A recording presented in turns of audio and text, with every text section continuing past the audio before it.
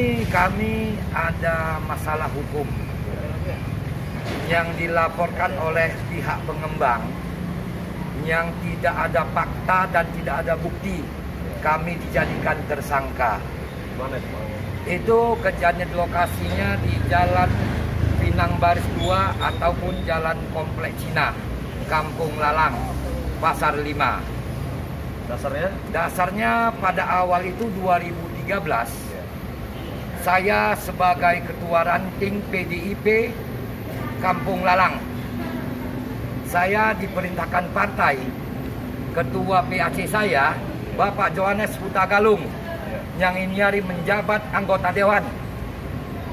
Saya disuruh hadir mendampingi beliau karena ada action dari PDIP untuk menangani dan melayani laporan warga masyarakat yang ada bangunan yang berdiri di atas paret warga masyarakat. Masyarakat protes. Jadi dari PDIP hanya turun untuk mendampingi warga. Hanya mendampingi? Iya. Ya. Jadi melihat yang benarnya itu gimana. Dan saya turun ke lokasi 2013 itu diperintah Pak Johannes Huta Galung, itu Ketua PAC saya yang sekarang anggota Dewan. Saya hanya mendampingi dari PDIP semua dari seluruh Kota Medan ada turun ke lokasi. Pada Dan tahun berapa tuh? Tahun 2013. 2013. Dan waktu turun itu tanggal 18 bulan 6, tanggal 17 bulan 6 2013, kita dari partai ada memberi pemberitahuan surat kepada pihak yang berwajib adalah Bapak Kapolsek Sunggal. Waktu itu dijabat oleh Bapak Daci. Kita memberikan layangan surat pemberitahuan bahwasannya besok PDIP mau turun ke lokasi tanggal 18. Dan tembusannya ke Polresta dan Polda. Kita layangkan semua.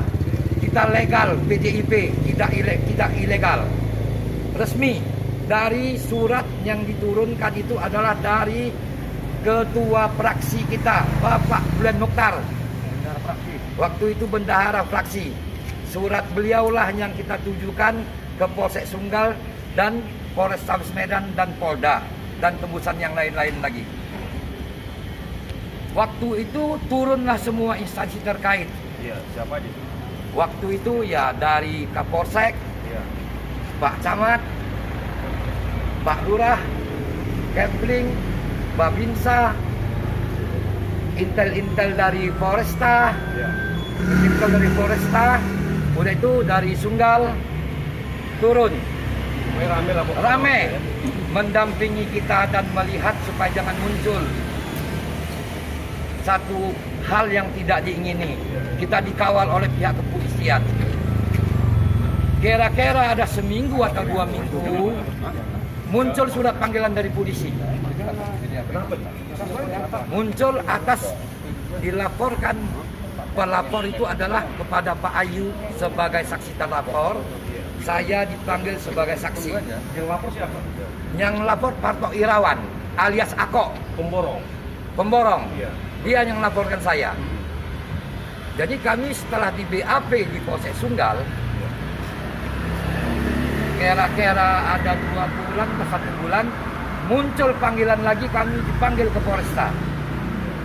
Waktu kami di BAP di Polsek Sunggal, itu penyidiknya adalah Mas Pen Sirait. Nah, dipindahkan kami ke Polresta Medan, juper kami atau penyidik adalah Pak Dolok Saribu. Saya di BAP sebagai saksi juga. Pak Ayu pun di BAP sebagai saksi. Ya. Dan berjalan kira-kira sebulan 2 bulan muncullah gelar perkara di Polda. Dan gelar perkara di Polda tidak ada pun satu indikasi yang menunjukkan kami berdua mengadakan perusakan. Ya. Setelah sudah di BAP, Pak Camat, Pak Lurah, Kepling dari Dinas TRTB pun sudah dipanggil oleh Kapolresta untuk di BAP, diminta keterangan dan saksi-saksi yang lain. Tidak ada indikasinya itu menunjukkan kami itu tersangka. Lalu kenapa bisa saat ini jadi tersangka? Setelah berjalan 2014 habis, muncul 2016, 2017, 2018. Ini bangunan awalnya status quo, berjalan bangun lagi terus. Telah dihentikan oleh Pemko. Apa permasalahannya kita tidak tahu. Dilanjut, dibangun, didirikanlah di situ ada bendera partai kita, partai PDIP. Benderanya dinaikkan di bangunan dan gedung. Kita tidak tahu dan kita pun diam. Tidak ada respon dari kita sama sekali, tidak ada pun demon. Dan masyarakat pun diam, tidak ada demon. 2019, 2018 itu termuncul eksekusi dari dinas TRTB lagi. 2019? Ya, Dieksekusi? diskusi lagi bangunannya. Ya, 2018. 2018. Ya, eksekusi lagi. 2013, 2018, sama 2020. 3 kali eksekusi. 3 kali? Ya, sudah 3 kali. Apa masalahnya kita tidak tahu. 2019 saya dipanggil sudah terjadi tersangka. Kenapa bisa jadi tersangka? Saya pun terkejut badan karena tidak ada berbuat. Pengerusakan itu? Iya. Pada waktu itu Bapak memang ada di situ? Ada di lokasi perintah partai. Ada bukti-bukti? Ada bukti, kita foto-foto semua, dokumentasi kita ada. Bukti Bapak pengerusakan itu ada? Tidak ada. Perintah pengerusakan ada? Tidak ada. Lalu kenapa bisa ditangkap sebagai Itu dari pihak kepolisian. polisi memaksa ya? Nah, Dikasih, membuat ya? saya tersangka. Dan setelah tersangka saya berjalan wajib lapor 2 tahun, saya kan jenuh. Wajib lapor mulai tahun berapa? Tahun 2019 sampai 2021. 2021? Iya, wajib lapornya. Lapor? Iya. Sudah berjalan sampai sekarang ya? Iya. Jadi wajib lapor berjalan, saya tanya sama penyidik. Karena saya sebagai warga negara punya hak, saya menanya gimana status hukum saya yang Anda duga saya tersangka. Dijawab oleh penyidik Bapak Aribowo, sekarang sudah pindah menjawab, dia jadi penyidik di Medan Baru. Ini saat ini siapa yang menyelidiki Bapak? Tidak ada. Tidak ada ya? Tidak ada. Pak Aribowo itu. Jadi saya tanya, Pak, gimana status hukum saya? Yuk langsung ketemu Jaksa Tony. Jaksa Tony? Jaksa yang namanya Tony. Saya pergi Pak, menghadap Pak Tony sama JPU. Saya tanya, Pak JPU, gimana selanjutnya kasus saya ini?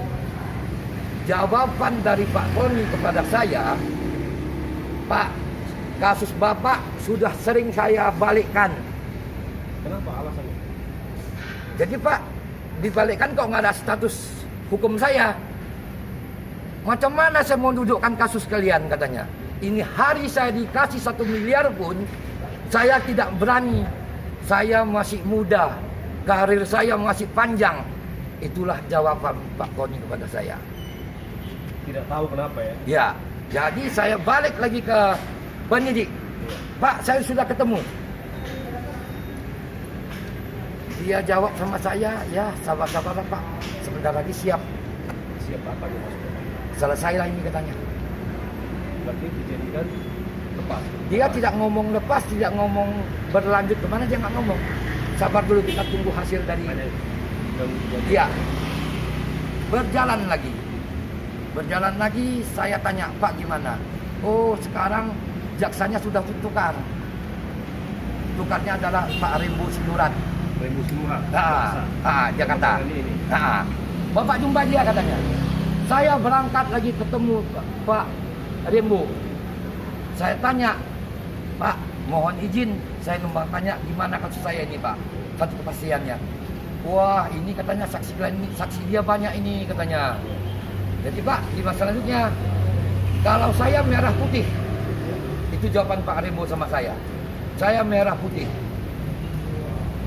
Jadi saya balik, kembali lagi ke penyidik. Penyidik memberi jawaban kepada saya, ini adalah bola panas jaksa, katanya. Jadi saya bilang balik sama Pak Tony, Pak, kata penyidik, ini kasus bola panasnya jaksa. Kasih tahu penyidiknya ambil air siram.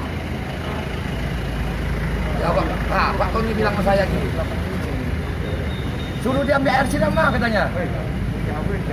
Nah, itulah jawabannya.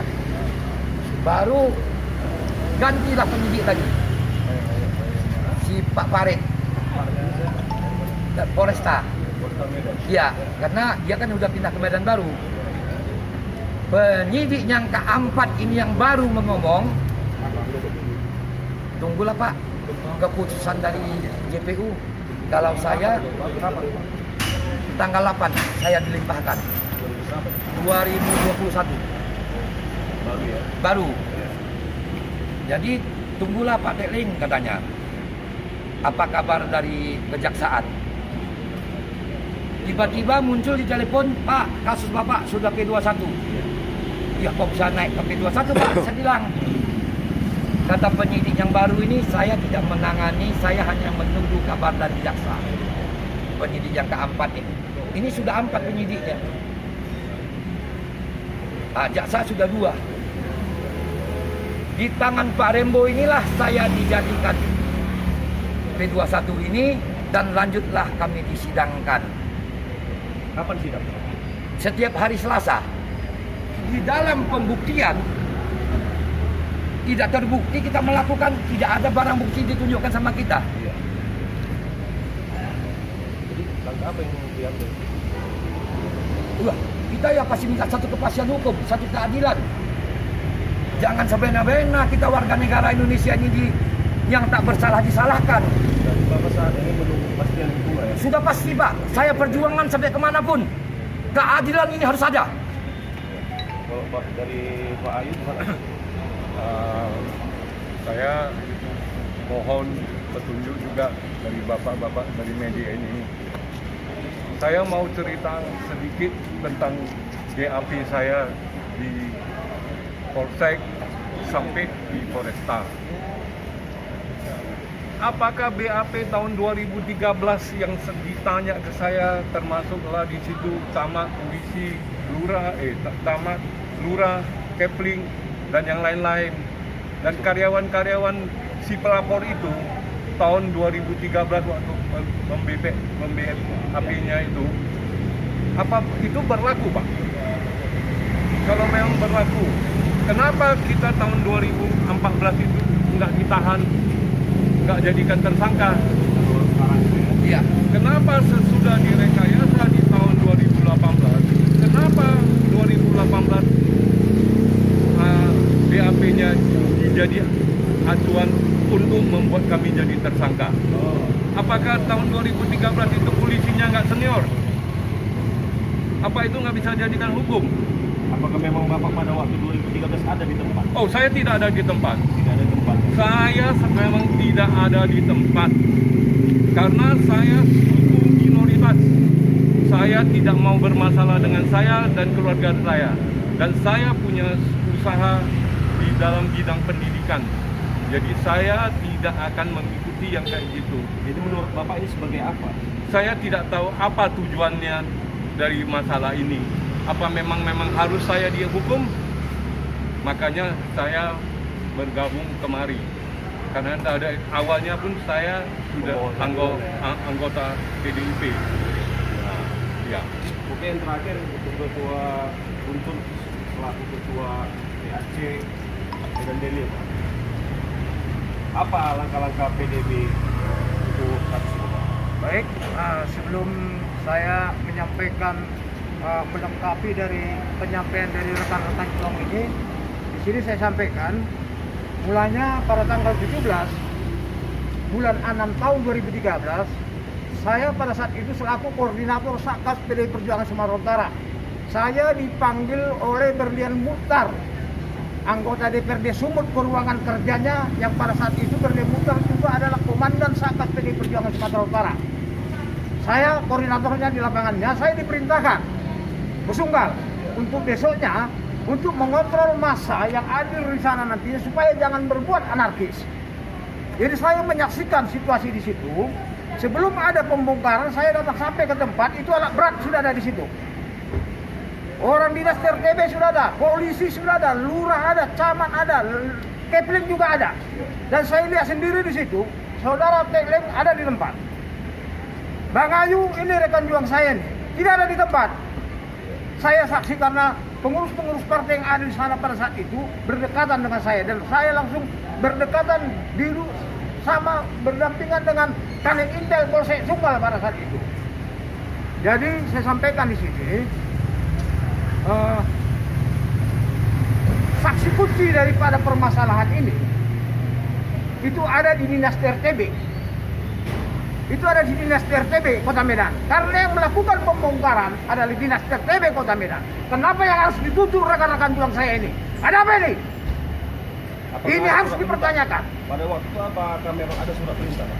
Ada surat perintah dari partai ada sama kita. Jadi saya mohon kepada media untuk menyampaikan ini kepada aparat pemerintah, petinggi-petinggi negara ini, agar hukum dijadikan panglima di negeri ini. Kebenaran harus ditegakkan di negara ini.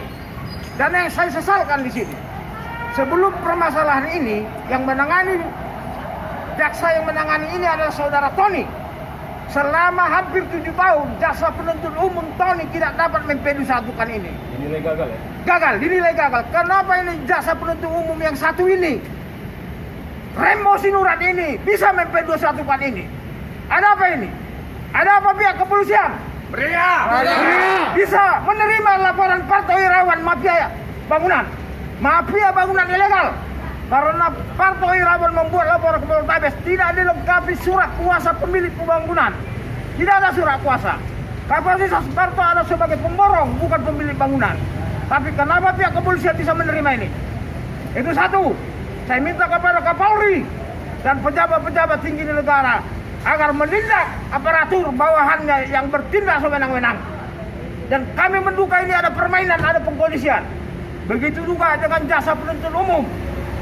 Kami dari PDI Perjuangan, saya selaku mantan koordinator Satgas PDIP Sumur dan sekarang ini menjabat sebagai ketua PAC di Kota Medan ini, tidak terima apabila rekan-rekan juang saya ini dijebloskan ke penjara 1 detik pun saya tidak terima. Karena yang melakukan pembongkaran itu ada dinas RTB Kota Medan. Ada apa ini jasa Rembo ini bisa mempedu-satukan ini sehingga berproses di pengadilan. Siapa kepala dinas RTB 2013, Pak?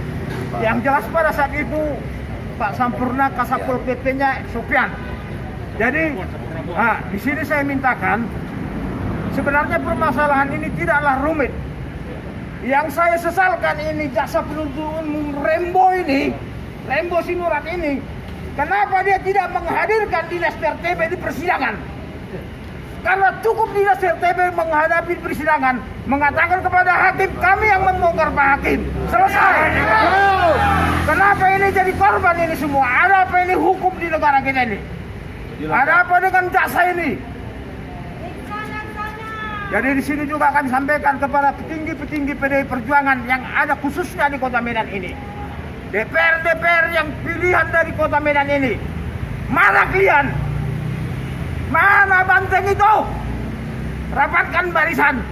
Jangan pada saat pemilu kalian datang ke konstituenmu. Pada situasi seperti ini mana? Tidak ada. Pada saat pemilu bawa cangkir, bawa kain sarung.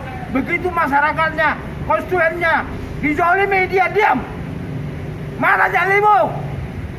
Dan di sini saya mintakan dan saya beritahukan juga, hanya satu anggota DPRD Medan yang membackup ini semua, itu Daniel Pinep.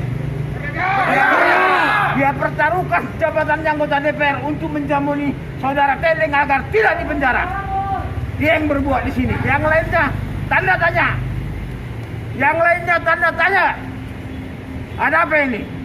Dan saya juga sampaikan ini kebetulan rekan-rekan juang saya ini adalah yang dikatakan dari saudara Ayu tadi dari suku minoritas. Tidak ada kriminalisasi di sini. Ketua PDI Medan Tionghoa, anggota DPR kita juga ada yang Tionghoa. Yang saya pertanyakan, anggota-anggota DPRD yang daerah pemilihan Anggota DPR yang pemilihan di Kota Medan ini, yang dari Etnis Tionghoa, mana dia? Mana? Jangan mau pemilu nanti bawa ini kami simpati rakyat. Begitu konsennya dijolimi, tidak ada mau peduli. Bahkan ada terindikasi masuk angin. Masuk angin. Sehingga Anda bendera partai di bangunan ruko ilegal itu berkibar. Dimainkan oleh pemborongnya yang melaporkan mereka. Tidak mungkin pemborong itu berani mengibarkan bendera partai PDI Perjuangan kalau tidak ada yang mengkondisi petinggi perjuangan. Tidak mungkin. Kemana itu manusiawinya itu? Partainya dihina sesuai dengan spanduk tadi itu. PDI Perjuangan yang nggak ada apa-apanya. Tapi seketika itu juga bendera partai itu dikibarkan di situ untuk membackup bangunan ilegal. Saya minta kepada DPP, PDI Perjuangan Sumut, DPP, agar menindak petinggi-petinggi partai ini yang tidak memihak kepada kepentingan rakyat. Terlebih juga kami kader-kader PDI Perjuangan. Merdeka! Untuk selanjutnya, kami akan menyampaikan aspirasi ke kantor wali kota Medan. Kami akan rapatkan barisan banteng yang ada di kota Medan ini. Kami akan tunjukkan bahwasanya Panglima sebagai hukum di negeri ini. Kebenaran harus ditegakkan. Wali Kota Medan harus bertindak tegas. Bobi Afif Nasution. Merdeka! Karena yang melakukan pembongkaran adalah Dinas RTB. Kami mohon kepada Wali Kota Medan agar menyikapi ini dan memberikan statement bahwasanya yang membongkar itu adalah Dinas RTB Kota Medan. Saksi-saksi ada sama kami. Dokumentasi ada sama kami. Dan itu semua terjadi di hadapan aparat hukum Polsek Sunggal. Terjadi di hadapan aparatur pemerintahan camat, lurah, kepling ada di tempat. Ada apa ini? Jadi di sini dengan hormat dan kami memohon dari PDI Perjuangan khususnya kepada Wali Kota Medan agar menyikapi ini. Jangan pula yang melakukan pembongkaran itu adalah Dinas RTB Kota Medan sesuai dengan kewajibannya. Karena 11 ruko bangunan ilegal itu jelas ilegal, tidak ada simbenya. Dan itu adalah kewajiban Dinas RTB Kota Medan untuk membongkarnya. Tapi kenapa kader saya, rekan juang PDI Perjuangan, rekan saya ini yang dituntut? Kenapa? Ini bukti bendera partai berkibar di bangunan ilegal. Yang kita duga ada petinggi partai membackup-nya.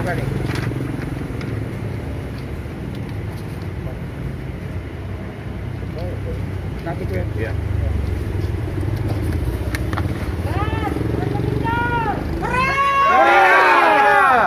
Baik, sedikit saya tambah di sini. Ya. Terus terang, sebelum mengakhiri ini, kami akan merapatkan barisan dan meminta perlindungan hukum kepada Bobi Afif Nasution Wali Kota Medan. Itu satu, terhadap insiden ini.